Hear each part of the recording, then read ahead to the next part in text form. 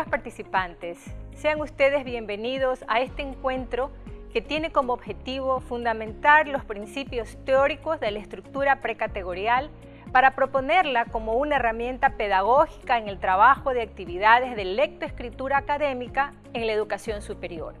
En consecuencia, el trabajo que haremos hoy es aplicar en un ejemplo esta estructura que luego ustedes deberán desarrollarla en otras actividades académicas determinadas en este módulo. Todo ensayo debe construirse dentro de una estructura. En el caso de los ensayos argumentativos expositivos, en este módulo presentamos la estructura denominada precategorial dentro del marco de la pedagogía conceptual. Está estructurada por categorías y cada una de las partes significa o es lo que conforma un ensayo. Lo interesante de esta propuesta es que puede ser aplicada tanto para la comprensión lectora de un ensayo como para la producción de un ensayo académico. Trabajamos con el esquema. En general, un ensayo argumentativo académico presenta una aseveración macro o principal que se la denomina tesis. Lo que en ella se afirme o niegue es el núcleo de la estructura de ese ensayo porque todas las demás categorías tributan o abonan a su demostración y validez. En la propuesta con la que se trabaja este módulo, las características de una tesis son: primero, es una aseveración. En consecuencia, debe tener un verbo principal que afirme o niegue. Y segundo, tiene que ser de carácter universal. Vamos a leer el siguiente texto para aplicar la estructura precategorial para la comprensión lectora. Titula Los gases de las vacas. Mucho se ha hablado sobre la emisión de gases contaminantes de los automóviles y su incidencia en el efecto invernadero.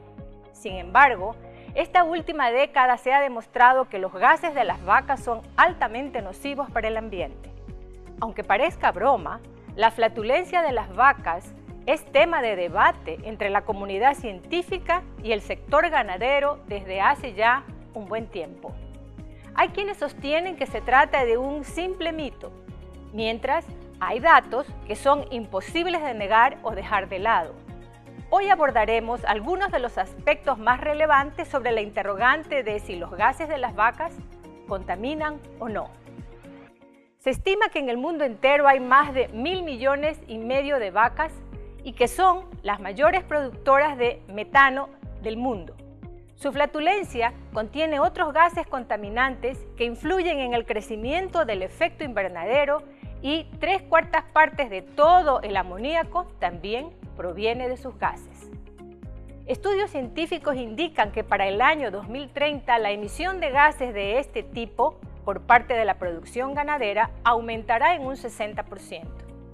En cuanto a la emisión diaria de estos gases, existe cierta controversia. No obstante, los datos rondan entre los 100, 200 y hasta los 500 litros de metano por día, lo cual es una cantidad de enormes proporciones en extremo preocupante. Esto es aún más impactante si tenemos en cuenta que cualquiera de estas cantidades es equivalente o incluso mayor que la de las emisiones de los automóviles.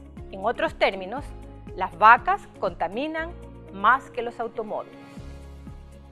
Hasta aquí el texto.